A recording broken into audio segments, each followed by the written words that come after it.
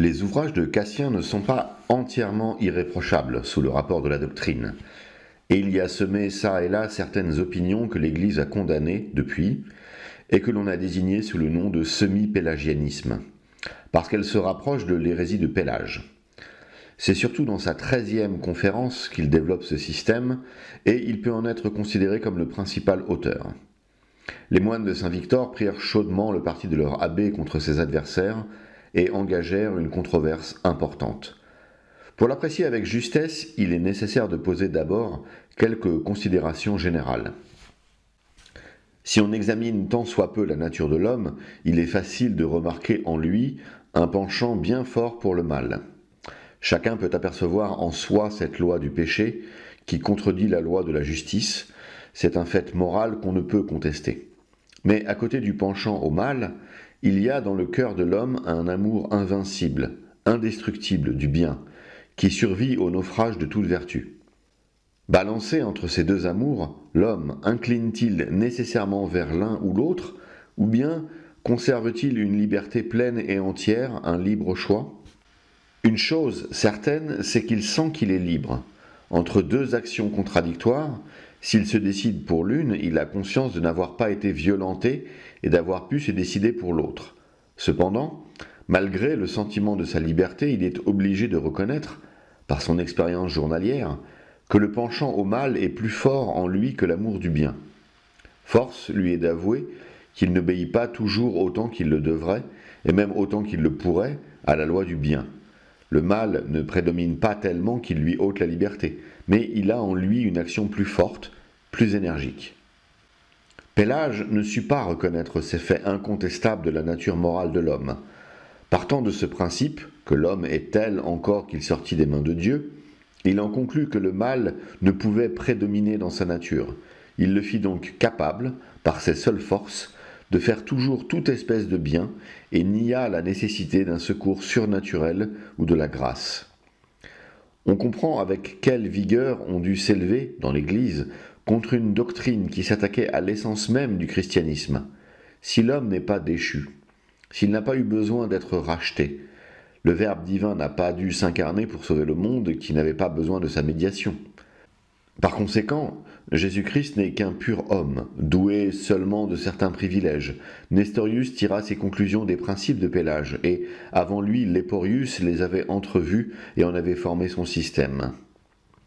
Comme il arrive presque toujours, Pélage eut des adversaires exagérés qui tombèrent dans une erreur opposée à la sienne. Alors il y a une note du père Guettet sur Pélage. Pélage eut peu de partisans dans les Gaules. Quelques évêques avaient d'abord embrassé ses opinions, mais Valentinien III, en 425, chargea Patrocle, évêque d'Arles, de les réunir et de les sommer de renoncer à leurs erreurs dans l'espace de 20 jours, sous peine d'être chassés de leur siège et des Gaules. Il est probable que ces évêques se soumirent, car le pélagianisme n'apparaît plus dans les monuments de l'histoire de l'Église des Gaules. Fin de la note. En affirmant d'une manière trop absolue la prédominance du penchant mauvais dans l'homme, ils lui ôtèrent toute liberté et le placèrent dans l'impuissance de faire par lui-même la moindre action moralement bonne. Sa liberté étant détruite, il avait besoin, pour faire le bien, d'être sous une impulsion de Dieu tellement déterminante qu'il n'était plus qu'un instrument passif et ne pouvait s'attribuer la moindre part dans ses actes. Toute sa vie n'était qu'un effet nécessaire de l'action divine qu'ils appelaient prédestination, et d'où on les appela prédestinatiens. Entre ces deux opinions extrêmes du pélagianisme et du prédestinationnisme se place la vraie doctrine de l'Église. Elle affirme, premièrement, le double penchant de l'homme pour le bien et le mal. Deuxièmement, la prédominance du penchant mauvais sur le bon. Et troisièmement, la liberté en vertu de laquelle l'homme peut choisir entre le bien et le mal et se déterminer par lui-même une action moralement bonne. Mais outre le bien naturel, c'est-à-dire accompli par les forces de la nature et d'après des motifs et des secours purement naturels, l'Église admet un autre bien qu'elle nomme surnaturel, produit par un principe au-dessus de la nature et par des motifs religieux. On comprend que l'homme ne puisse faire par lui-même ce bien surnaturalisé. Il ne peut agir que conformément à sa nature et, pour qu'il produise un acte surnaturel, il faut qu'il ait en lui un principe d'action surnaturelle. C'est ce principe que l'Église appelle grâce, et dont elle admet l'absolue nécessité, pour que l'homme agisse dans une sphère au-dessus de sa nature et fasse des actions douées de qualités supérieures à celles des actes moralement bons. Il est évident que l'homme ne peut pas par lui-même s'élever dans l'ordre surnaturel et ne peut non plus le mériter, car il faudrait pour cela à son action naturelle un mérite d'un ordre supérieur. Autrement, elle produirait un effet d'une nature essentiellement contradictoire avec la sienne. C'est là, cependant, ce qu'ont prétendu les semi-pélagiens. Ils voulaient que l'homme pût mériter par lui-même la première grâce ou le commencement de la foi, c'est-à-dire son entrée dans l'ordre surnaturel. Ils n'admettaient pas la nécessité du secours divin pour arriver à la première grâce, et ils l'envisageaient comme un effet mérité d'actions moralement bonnes qui la précédaient. Ils ne regardaient la grâce comme nécessaire que pour l'augmentation de la foi et la persévérance dans les bonnes œuvres surnaturelles. Ils étaient moins conséquents que les pélagiens. En effet, si l'homme peut mériter par lui-même la première grâce, son action peut avoir un mérite surnaturel. L'effet étant toujours proportionné à la cause, son action devra nécessairement être surnaturelle. Il aura en lui le principe du bien élevé dans l'ordre supérieur, il pourra le faire. Et par conséquent, et à plus forte raison, il pourra faire toujours et par lui-même le bien naturel.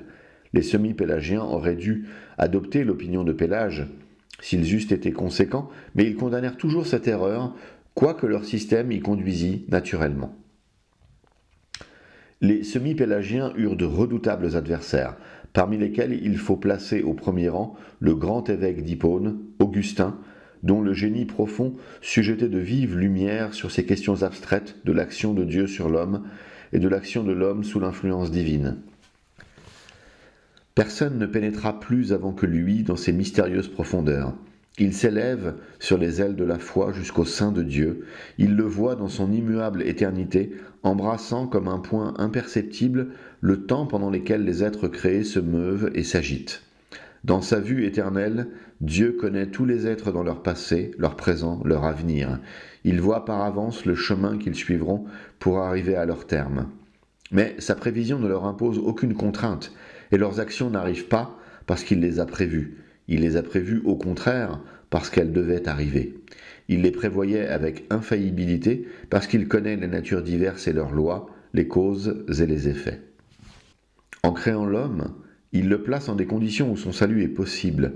Il lui donne un premier secours que doit seconder l'homme par tout ce qu'il lui reste de liberté.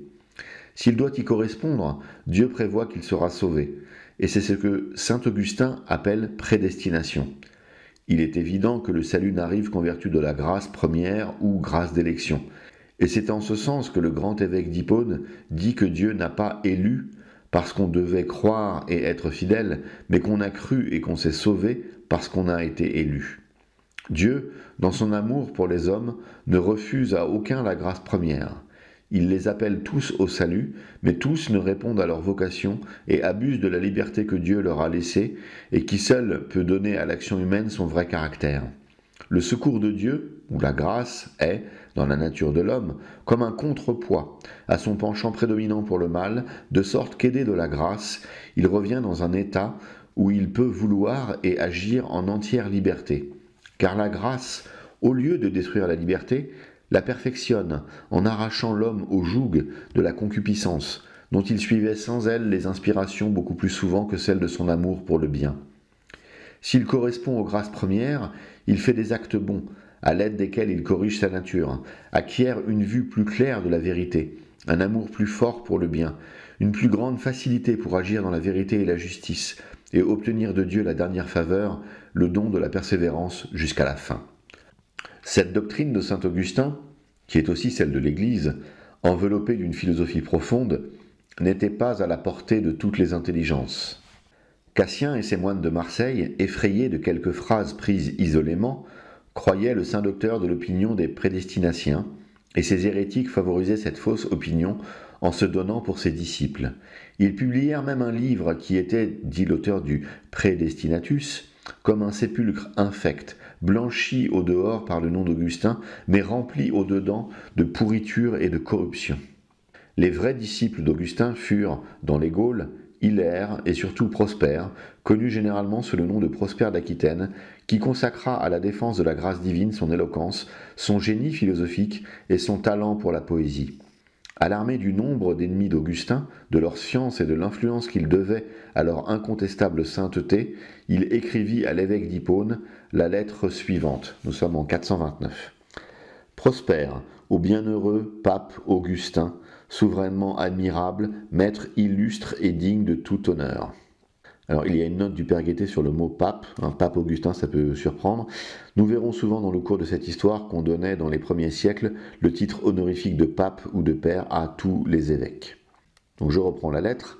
Je vous suis personnellement inconnu, mais si vous daignez vous en souvenir, mes sentiments et mes paroles ne vous sont pas absolument étrangers. Car déjà, je vous ai écrit une lettre que je confiais à mon saint frère, le diacre Léontius, et vous m'avez répondu par la même occasion.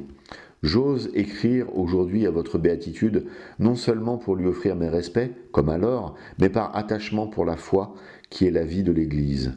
En vous voyant combattre avec une activité si intelligente, et ce courage que la vérité seule peut inspirer par tous les membres du corps du Christ et contre les pièges des doctrines hérétiques, je n'ai pas pensé vous être importun en vous parlant sur un sujet qui touche au salut d'un grand nombre et intéresse par conséquent votre piété. Je me crois plutôt coupable si je ne référais aux défenseurs de la foi ce que je crois pernicieux pour elle. Un grand nombre des serviteurs du Christ qui habitent Marseille regardent comme opposé au sentiment des pères et de l'Église ce que votre sainteté enseigne dans ses écrits contre les pélagiens sur la vocation des élus en vertu du décret de Dieu.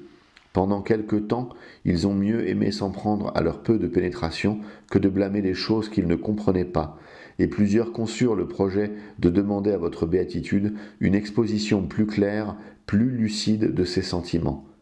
Sur ces entrefaites, vous avez publié votre livre, si plein d'une divine autorité, et intitulé « De la correction et de la grâce », comme composé en faveur de quelques personnes qui avaient en Afrique les mêmes difficultés touchant vos opinions. Ce livre nous arrivant en des circonstances aussi favorables, nous pensâmes que toutes les discussions allaient cesser, car votre sainteté y répondait à toutes les questions qu'on voulait lui adresser, aussi pleinement, aussi parfaitement, que si elle avait eu dans cet ouvrage le dessein d'apaiser les troubles qui s'étaient élevés parmi nous. Il n'en fut pas ainsi, et si après la lecture du livre de votre béatitude, vos disciples, en se pénétrant davantage de votre sainte et apostolique doctrine, en retirèrent plus de lumière et de science, ceux qui avaient été arrêtés par défaut de pénétration en devinrent plus ennemis que jamais. Ce dissentiment est déplorable. Il est à craindre d'abord que ces hommes si pieux, si respectables, ne se laissent séduire par l'esprit de l'impiété pélagienne, et aussi que les simples fidèles, qui ont pour eux le plus grand respect, ne regardent comme plus sûre l'opinion de ceux dont ils sont accoutumés à suivre les jugements sans contrôle. Telle est leur opinion. Tout homme a péché en Adam, et personne ne peut être sauvé par ses œuvres, mais par la grâce de Dieu, qui peut seul nous régénérer. La rédemption, qui est l'effet du sang de Jésus-Christ, est offerte à tous les hommes sans exception, et tous ceux qui veulent embrasser la foi et recevoir le baptême peuvent être sauvés. Avant la création du monde, Dieu a prévu ceux qui devaient croire et persévérer dans la foi, et il a prédestiné à son royaume ceux qu'il a prévu devoir, après leur vocation gratuite, se rendre dignes d'être élus et de quitter cette vie dans l'état de grâce. Dieu invite tout homme à croire et à faire de bonnes œuvres, afin que personne ne désespère d'obtenir la vie éternelle, qui est la récompense promise à la piété volontaire. Quant au décret de la vocation de Dieu, par lequel on dit qu'avant le commencement du monde, ou dans la création de la race humaine, il a fait choix des élus et des réprouvés, il croit qu'on ne peut l'admettre sans ôter aux pécheurs tout souci de se relever de ses fautes et donner au juste un motif de s'endormir dans la tiédeur. Pour l'un et l'autre, tout soin est inutile, puisque le réprouvé ne pourra jamais être sauvé et que l'élu ne pourra jamais périr, malgré sa négligence, quoi qu'il fasse. Il ne peut leur arriver que ce que Dieu a décrété. Si le décret de Dieu prévient les volontés humaines, il ne peut donc plus y avoir ni énergie pour le salut, ni vertu, et sous le nom de prédestination, on n'admet qu'une inflexible nécessité. Quelques-uns se rapprochent davantage des pélagiens, car, forcés de confesser cette grâce de Jésus-Christ qui prévient tous les mérites de l'homme et qui ne pourrait être appelée grâce si elle n'était gratuite, ils veulent que cette grâce prévenante ne soit que l'état de raison et de libre arbitre auquel chaque homme, avant son existence et par conséquent avant tout mérite, a été prédestiné. Par le bon usage de la raison qu'il reçoit gratuitement, L'homme distingue le bien et le mal, dirige sa volonté vers la connaissance de Dieu et l'observation des commandements. Il arrive ainsi à cette grâce au moyen de laquelle nous renaissons en Jésus-Christ, n'est donc que par le bon usage d'un bien naturel, qui est la grâce première, qu'il parvient à cette autre grâce qui est le principe du salut. Par la miséricorde de Dieu qui nous éclaire et par les instructions de votre béatitude, nous pouvons facilement persévérer à rejeter ces opinions perverses. Mais nous sommes faibles contre l'autorité de ceux qui les soutiennent, qui nous surpassent en vertu, et dont plusieurs viennent d'être élevés à l'honneur du souverain sacerdoce. Il n'y a qu'un bien petit nombre d'amis de la grâce parfaite qui osent s'opposer à l'opinion d'hommes aussi supérieurs, et leur dignité accrue le péril, et pour eux qui enseignent et pour ceux qui les écoutent. Car il leur semble bien salutaire de se trouver à peu près sans contradicteur et de voir leurs fidèles garder le silence ou les suivre aveuglément. Je vois cependant vibrer avec force dans leurs opinions la fibre de l'impiété pélagienne. En plaçant le principe du salut dans l'homme, ils mettent la volonté humaine avant la volonté divine, et l'homme n'est secouru que parce qu'il a voulu, et sa volonté n'a pas été un résultat du secours de Dieu. Bienheureux pape et excellent Père, donnez-nous dans cette cause toutes les lumières que vous recevez de Dieu, et daignez nous exposer avec clarté les choses les plus obscures et les plus difficiles. À l'aide de vos éclaircissements, nous croyons et nous espérons que notre faiblesse sera affermie et que les hommes vénérables et illustres que les ténèbres de cette opinion ont aveuglés verront la pure lumière de la grâce. Il est bon que votre béatitude sache que parmi eux est le saint évêque d'Arles, Hilaire, homme d'une haute autorité et versé dans les études spirituelles. Sur tout le reste, il connaît et admire votre doctrine, mais sur les questions en litige, il veut en conférer par lettre avec votre sainteté. Fin de la lettre. Malgré ces paroles de saint Prosper, on a prétendu que saint Hilaire d'Arles n'avait pas été favorable au semi-pélagianisme. On n'y eût pas attaché tant d'importance si on eût réfléchi que l'hérésie, désignée aujourd'hui sous ce nom, était de son temps une opinion purement philosophique sur laquelle l'Église ne s'était pas encore prononcée, et que des hommes d'une égale sainteté pouvaient attaquer ou défendre. Le monastère de Lérins, d'où était sorti saint Hilaire, était trop étroitement uni à celui de saint Victor pour que l'opinion de Cassien n'y eût pas bien des partisans, d'autant plus que sa 13e conférence, où il développe particulièrement son système, est une de celles qu'il dédia à sainte Honorat et à sainte Chère. Augustin reçut à peu près en même temps, et la lettre de saint Prosper, et celle que lui adressa Hilaire, cet autre défenseur de la grâce, qui suivait scrupuleusement les traces du grand évêque d'Hippone. Il leur répondit par les livres de la prédestination des saints et du don de la persévérance qu'il leur dédia en 429. Il y explique ce qu'il entend par la prédestination. Ce n'est pas un décret inflexible en vertu duquel les uns seraient prédestinés et les autres réprouvés sans égard à leurs actions futures, mais un décret qui a sa raison dans la prévision éternelle de Dieu qui l'a posée parce qu'il a nécessairement prévu toutes les actions faites cependant avec liberté. Le saint docteur prouve en outre que la première grâce de la vocation est purement gratuite et non donnée à un mérite naturel, qui n'a aucune proportion avec un secours surnaturel, et qu'après avoir reçu cette grâce première, l'homme ne peut persévérer jusqu'à la fin, sans un nouveau don de Dieu ou un nouveau secours. Saint Augustin mourut peu après avoir composé ces deux ouvrages, il meurt en 430, et tout le poids de la controverse retomba sur Prosper et Hilaire. Déjà, avant la mort du saint docteur, les semi-pélagiens avaient osé l'attaquer en secret et semer des bruits désavantageux contre Prosper, son disciple. Ruffin, qui aimait Prosper, lui en écrivit et en reçut une lettre sur la grâce et le libre arbitre, dans laquelle Prosper explique bien clairement ses principes conformes à ceux de son illustre maître. Il y examine les preuves que ses adversaires tiraient de l'écriture sainte et les objections qu'il faisait contre la doctrine de saint Augustin et établit cette vérité fondamentale du christianisme, que la nature humaine n'a pas été sauvée par la nature humaine, mais seulement par Jésus-Christ, médiateur entre Dieu et les hommes, ou par un secours surnaturel. Après avoir exposé les artifices des Pélagiens, qui n'ont pu les soustraire à la condamnation, il ajoute « Le bienheureux Augustin, le plus illustre des évêques de ce temps, les a foudroyés d'une manière admirable dans ses beaux et nombreux écrits. Parmi les dons surnaturels dont l'a comblé avec profusion l'Esprit de Dieu, il a reçu de la bonté divine la science et la sagesse pour combattre avec le glaive invincible de sa parole non seulement cette erreur dont les membres coupés et dispersés palpitent encore, mais aussi bien d'autres hérésies. Et c'est après tant de combats, c'est lorsqu'il brille de tout l'éclat des victoires qu'il a remportées pour la gloire du Christ et de son Église, que quelques-uns des nôtres, je le dis avec douleur, osent élever des murmures, secrets il est vrai, mais cependant bien connus. S'ils trouvent des oreilles disposées à les écouter, ils décrient ses ouvrages contre les pélagiens et prétendent qu'il détruit le libre arbitre et que, sous le nom de grâce, il admet une inflexible nécessité. Il ajoute qu'il distingue dans le genre humain comme deux masses, deux natures, et ils ne rougissent pas d'attribuer ainsi à ce grand homme l'erreur honteuse des païens et des manichéens. S'il en est ainsi, comment sont-ils donc assez négligents, ou pour mieux dire assez impies, pour ne pas chasser de l'Église une si abominable doctrine, résister à d'aussi folles erreurs, attaquer par leurs écrits celui qui les professe.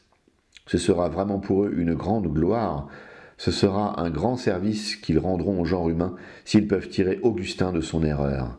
Sans doute que ces nouveaux censeurs, en hommes modestes, veulent épargner un vieillard qui a bien mérité de l'Église par ses anciens travaux, et garde le silence par compassion pour lui et dans l'assurance que personne ne lit ses ouvrages.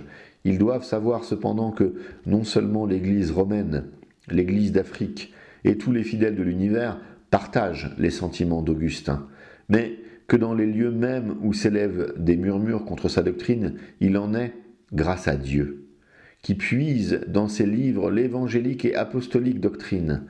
Si on nous croit dans l'erreur, pourquoi ne nous attaque-t-on pas avec courage? Si on n'ose pas nous attaquer ouvertement, pourquoi nous mordre en secret par de sourdes calomnies? Fin de la lettre. Après la mort du grand docteur de la grâce, ses adversaires levèrent plus haut la tête. Ne voyant plus devant eux cet étonnant génie contre lequel ils n'osaient élever qu'en tremblant de secrets murmures, ils se mirent à parler haut et publièrent 15 propositions qu'ils donnèrent comme le résumé de sa doctrine. Elles sont connues sous le nom de Capitules ou Objections des Gaulois. Les voici. Objection 1. En vertu de la prédestination, les hommes sont sous l'empire d'une inflexible nécessité qui les pousse au péché et à la mort. Objection 2. La grâce du baptême n'efface pas le péché originel en ceux qui ne sont pas prédestinés à la vie. Objection 3. Il ne sert de rien à ceux qui ne sont pas prédestinés à la vie d'agir avec piété et justice, quand bien même ils auraient été baptisés. Ils sont réservés en ce monde jusqu'à ce qu'ils tombent et périssent, et ils ne seront enlevés de cette vie qu'après être tombés dans le péché. Objection 4.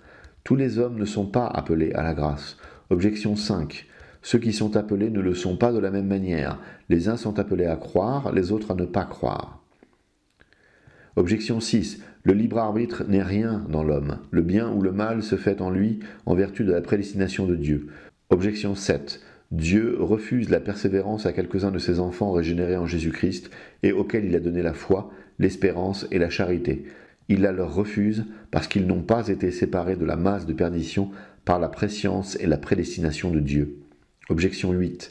Dieu ne veut pas que tous les hommes soient sauvés, mais seulement un certain nombre de prédestinés. Objection 9. Le Sauveur n'a pas été crucifié pour la rédemption du monde entier. Objection 10.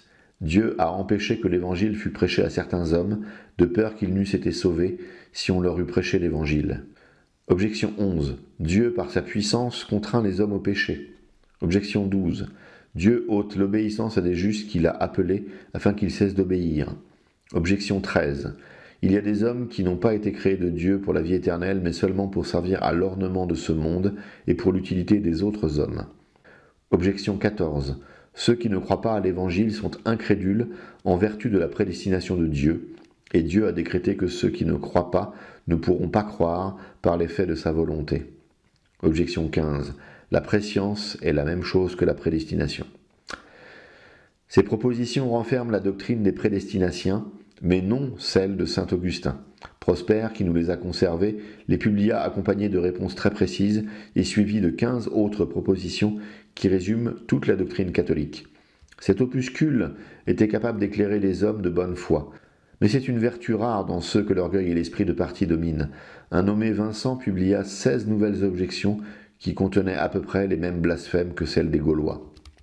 Certains hommes, trop oublieux de la charité chrétienne et fraternelle, dit à ce sujet Prosper, ont tant d'ardeur pour blesser notre réputation que, dans leur passion de nuire, ils ne s'aperçoivent pas qu'ils se font tort à eux-mêmes. Car les idées qu'ils entassent et accumulent, comme ils peuvent, en certaines sentences, ne sont que d'ineptes blasphèmes et d'énormes mensonges, et c'est sans bonne foi qu'ils vont colportant çà et là, comme nos opinions, les absurdités contenues dans leur liste diabolique. Il nous suffirait, sans doute, d'enfermer dans un seul anathème toutes les propositions qu'on nous impute, et c'est sans peine que nous souscririons à cet anathème. Mais nos ennemis, qui semblent souffrir de la bonne opinion que l'on pourrait avoir de nous, chercheraient à rendre suspecte une condamnation faite si brièvement. Nous leur épargnerons cette occasion d'une nouvelle querelle, et nous croyons convenable, même nécessaire, tant pour adoucir ceux qui nous calomnient que pour apprendre nos vrais sentiments à ceux qui connaissent ceux qu'on nous impute, d'écrire avec le plus de lucidité que faire se pourra, avec la grâce de Dieu, ce que nous pensons de ces objections perverses. Prosper passe ensuite en revue les 16 propositions de Vincent, ce qui lui donne une nouvelle occasion de développer avec talent la doctrine catholique. Si le pieux docteur avait des adversaires systématiques qui ne tenaient aucun compte de ses dénégations les plus formelles et de ses explications les plus claires, il avait aussi d'humbles disciples qui le consultaient avec humilité. De ce nombre étaient 2 prêtres de Gênes, Camillus et Théodore, qui lui envoyèrent quelques extraits du livre de la prédestination des saints, sur lesquels ils désiraient avoir des éclaircissements. Prosper leur répondit avec humilité et avec sa science ordinaire, et c'est probablement vers ce temps qu'il tira des ouvrages de saint Augustin et des siens une série de propositions très claires et bien propres à faire comprendre à tous leur doctrine. Mais il vit bientôt qu'il perdait sa peine à vouloir éclairer des aveugles volontaires. Comprenant cependant le péril que faisait courir à la fois dans les Gaules l'erreur de ses adversaires, il porta, de concert avec son ami Hilaire, la cause du semi-pélagianisme à Rome. Célestin était alors sur la chaire de Saint-Pierre. Ce pape n'était pas favorable au moine de Marseille, si on en juge par sa lettre aux évêques de la Viennoise et de la Narbonnaise, que nous avons donnée au 3e livre de cette histoire. Il les ménagea bien moins encore quand il eut appris qu'il soutenait opiniâtrement des opinions contraires à celles du grand Augustin, dont la doctrine était reconnue partout comme très catholique.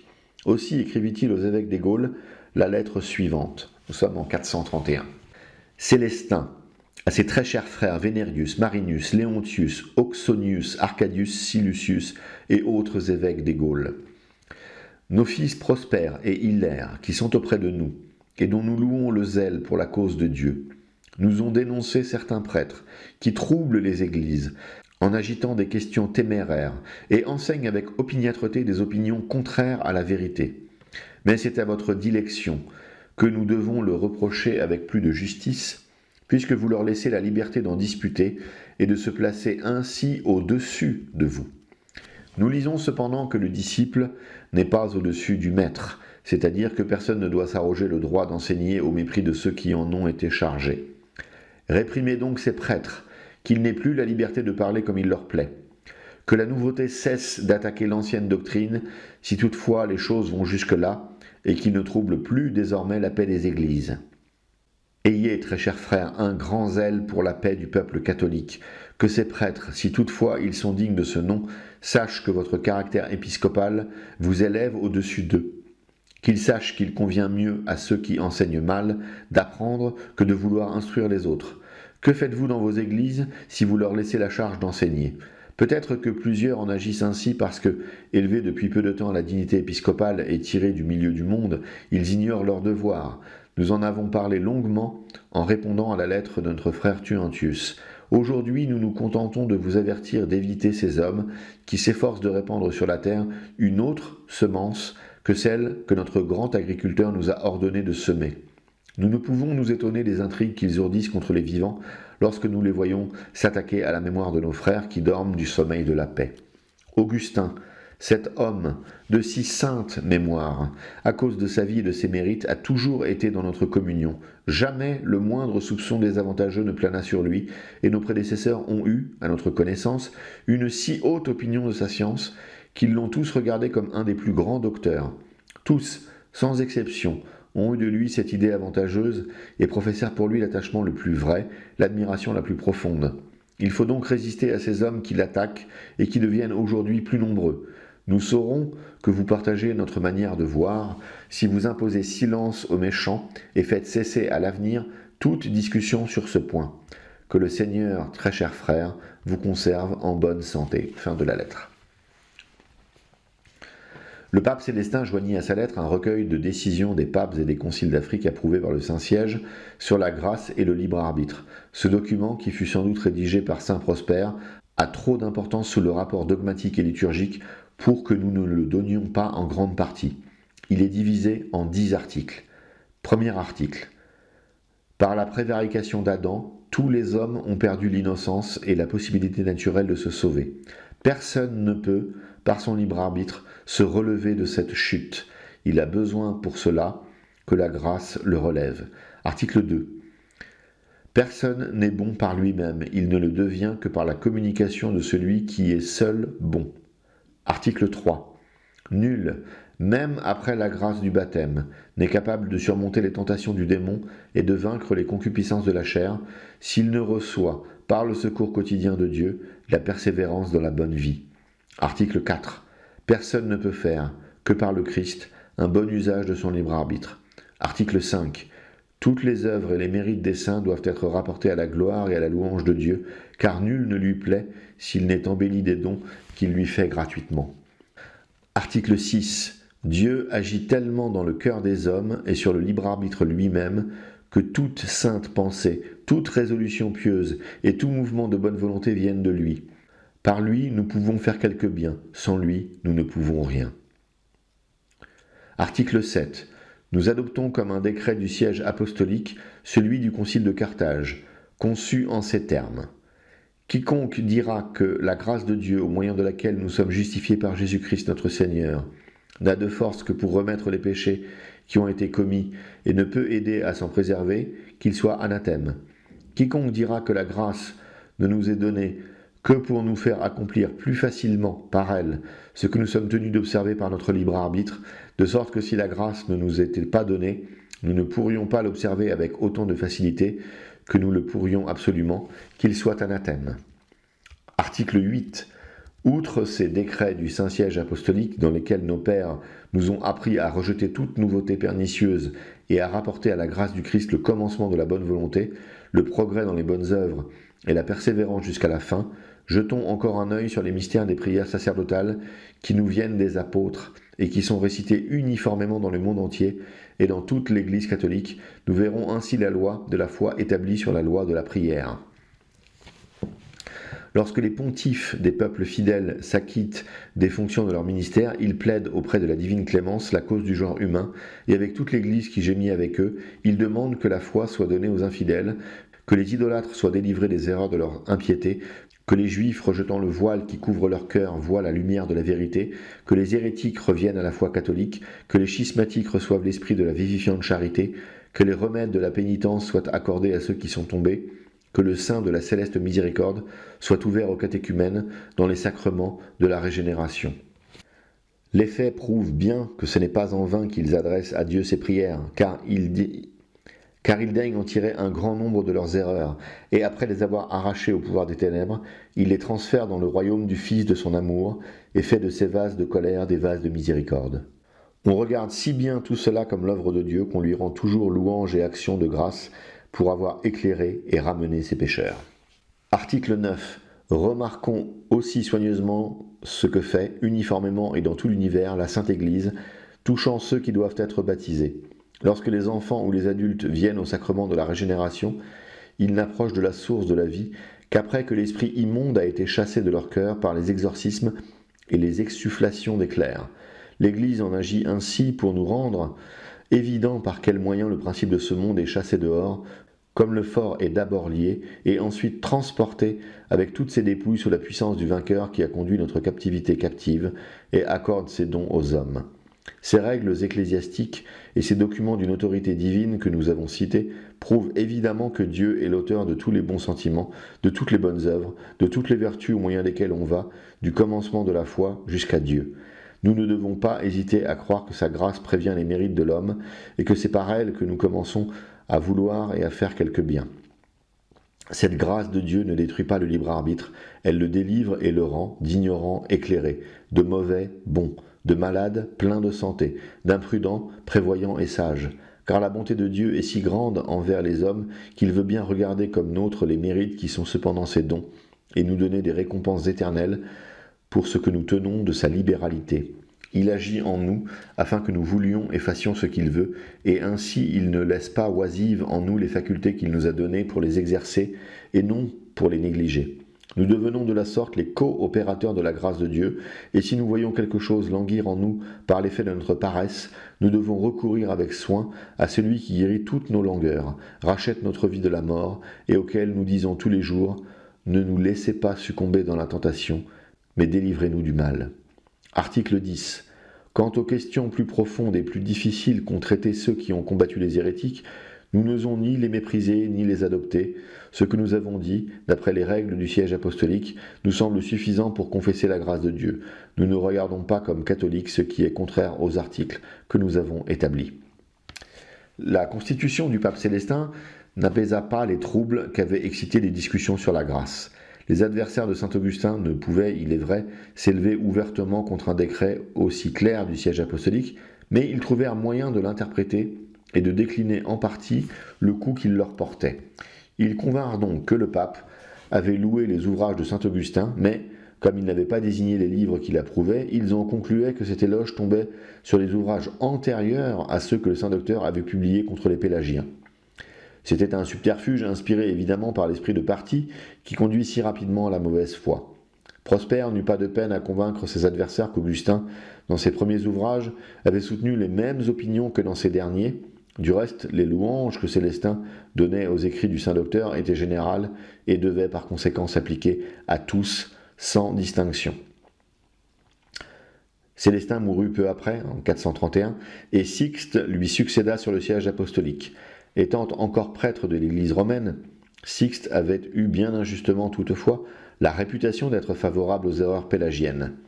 Les adversaires d'Augustin purent donc concevoir l'espérance qu'il ne suivrait pas les mêmes errements que son prédécesseur. Ils s'en vantèrent sans doute et Prosper, de son côté, se flattait de l'espoir que Dieu, qui avait fait à Zosime, à Boniface et à Célestin la grâce de chasser du bercail du Seigneur ceux qui étaient évidemment des loups, c'est-à-dire les pélagiens, réservait à Sixte la gloire d'en chasser les loups dissimulés et couverts de peaux de brebis. Sixte ne faisait que de monter sur le trône pontifical lorsque Prosper déclara ouvertement la guerre à Cassien, qui était le chef des ennemis d'Augustin. Il ne l'avait pas attaqué ouvertement jusqu'alors, probablement à cause de son grand âge et de sa haute piété. Mais voyant que la constitution de Célestin avait été inutile, il publia son ouvrage intitulé « Contre l'auteur des conférences ». « Je ne veux pas, dit-il, m'attirer le reproche de dissimuler les opinions des hommes instruits pour ne m'attacher à réfuter que les inepties dont nous accable une foule de parleurs ignorants. Aussi je m'attache à celui qui, parmi nos adversaires, est sans contredit le plus savant dans les Saintes Écritures. Ses opinions ne sont pas un problème, puisqu'il les a écrites et publiées. Il ne faut donc pas demander s'il les a, mais démontrer en quoi elles consistent. C'est dans le livre de la protection de Dieu qu'il s'entretient avec un certain abbé de la grâce et du libre arbitre. Ce livre dont parle saint Prosper est la 13e conférence que Cassien eut avec l'abbé Chérémon. Prosper la résume en 12 propositions. La première est catholique et Cassien y admet que le commencement de la bonne volonté vient de Dieu. Mais après être entré dans le bon chemin, il le quitte. Et il affirme dans les propositions suivantes que les bons mouvements, les pieux désirs peuvent quelquefois prévenir la grâce. Prosper suit Cassien avec vigueur dans les preuves sur lesquelles il veut appuyer ses opinions. Il les détruit radicalement, démontre qu'elles conduisent d'une manière invincible au pélagianisme, qu'elles ont été par conséquent condamnées par les papes et les conciles qui ont frappé Pélage, qu'en les soutenant, il ramasse les armes de ses ennemis vaincus pour exciter dans l'Église une guerre intestine. Mais, dit-il en finissant, comme nos adversaires ne sont pas séparés de notre société fraternelle, il ne faut pas désespérer de leur correction. Pour moi, jusqu'à ce que le Seigneur apaise par les principes de l'Église et les ministres légitimes de ses jugements, les troubles qui se sont élevés, mon unique soin sera, avec la grâce de Dieu, de supporter la haine qu'on me porte avec tranquillité et patience, et de la payer d'amour. J'éviterai toute discussion avec ceux qui n'y comprennent rien. Je ne combattrai pas la calomnie et prierai Dieu, lui qui s'est appelé le principe, d'être l'inspirateur de toutes mes pensées, de mes volontés, de mes paroles, de mes actions. C'est de lui, par lui et en lui que sont toutes choses, à lui aussi la gloire dans tous les siècles. Amen. Outre les ouvrages de saint Prosper dont nous avons déjà parlé, et auxquels donnait lieu la discussion sur la grâce parfaite, nous devons encore citer son poème « Contre les ingrats », dans lequel il raconte en très beaux vers l'histoire du pélagianisme. On lui attribue faussement l'ouvrage « De la vocation des gentils », qui du reste serait digne de lui, et fut, selon le pape Gélase, l'œuvre anonyme d'un docteur catholique. Ce livre, aussi bien que le Predestinatus, ceux de la prédestination et de la grâce, de la prédestination de Dieu, et celui qui a pour titre Hypognostikon, nous semblent des débris de la discussion semi-pélagienne qui dut enfanter un grand nombre d'écrits. Mais la mort de Cassien vers 433 l'arrêta tout à coup. Prosper n'eut plus dès lors parmi les semi-pélagiens d'adversaires dignes de lui, et il tint la promesse qu'il avait faite de n'engager aucune discussion avec ceux de ses adversaires qui ne comprenaient rien à ces questions ardues sur lesquelles il voulait discuter. Le nombre en était grand, sans doute, et après la mort de l'illustre abbé de Saint-Victor, le semi-pélagianisme tomba dans le domaine de ces esprits étroits, dont les préjugés et l'entêtement sont les seules raisons.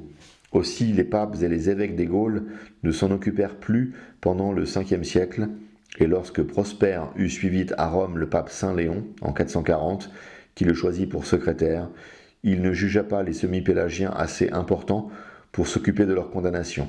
Il voulut reprendre un peu de vie au commencement du VIe siècle, où nous les verrons condamnés au 2e concile d'Orange.